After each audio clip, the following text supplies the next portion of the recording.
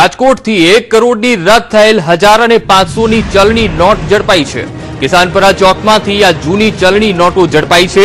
Crime બ્રાન્ચે 1 કરોડની જૂની ચલણી નોટને ઝડપી પાડી છે। તો ક્રાઇમ બ્રાન્ચે આ અંગે 3 શખ્સોની પણ ધરપકડ કરી છે। તો ક્રાઇમ બ્રાન્ચે બાતમીના આધારે કાર્યવાહી કરી છે। તો ક્રાઇમ બ્રાન્ચે 1 કરોડની જૂની ચલણી નોટ ઝડપી પાડી છે। રાજકોટની આ ઘટના છે। ક્રાઇમ બ્રાન્ચે 1 કરોડની જૂની ચલણી નોટ ઝડપી પાડી છે। 1 કરોડની રદ થયેલ 1000 અને 500 ની ચલણી નોટ ઝડપાઈ છે। કિસાનપરા ચોકમાંથી આ જૂની ચલણી નોટોને ક્રાઇમ બ્રાન્ચે ઝડપી પાડી છે। તો આ મુદ્દે સંવાદદાતા રહીમ લાખાણી લાઈવ જોડાઈ ગયા છે। જી રહીમ, ક્રાઇમ બ્રાન્ચે 1 કરોડની રદ થયેલી ચલણી નોટો ઝડપી પાડી છે, શું માહિતી પ્રાપ્ત થઈ રહી છે?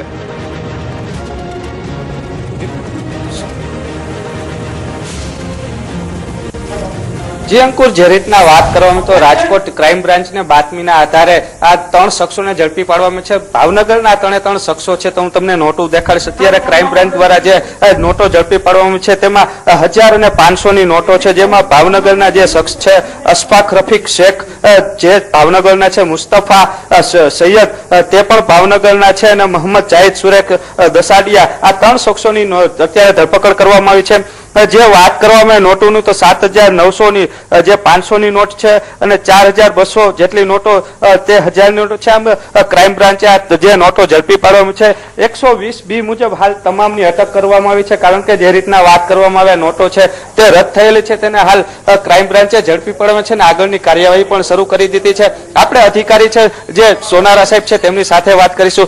સાહેબ, જે નોટો ઝડપી પાડવામાં આવી છે તે કેવી રીતના ઝડપવામાં આવીને ક્યાંથી આખી માહિતી કેવી રીતના બહાર આવી છે? आज रोज मारी टीमना माणसों पेट्रोलिंग में था। मारी टीमना भरतसिंह, संजयभाई डाफड़ा और मोहनभाई नाओ अहींया किशनपरा विस्तारनी अंदर पेट्रोलिंग में था। माननीय आपणे कमिश्नर साहेब और अमरा क्राइम ब्रांचना पीआई गढ़वी साहेब नाओनी सूचना थी, तो अमने अमरा भरतसिंह मारी टीम में काम करता भरतसिंह ने एक चौक्कस बातमीदार द्वारा एक बातमी थी कि कोई एक व्यक्ति आ रीते पैसा अदल बदल करवा माटे आवी रह्यो छे। ते दरमियान ए आवतानी साथे ज हाथमां काळा कलरनो थेलो हतो, त्याने पकड़ी અને પૂછપરછ કરતા અને થેલાની અંદર ખરાઈ કરતા અંદરથી પૈસા મળી આવ્યા હતા। એ પૈસાને અહીંયા મારી ક્રાઇમ બ્રાન્ચની ઓફિસે લાવી અને ચેક કરતા અંદરથી 500 અને 1000 ના દંડની લગભગ 1 કરોડ જેટલી નોટો મળી આવી હતી।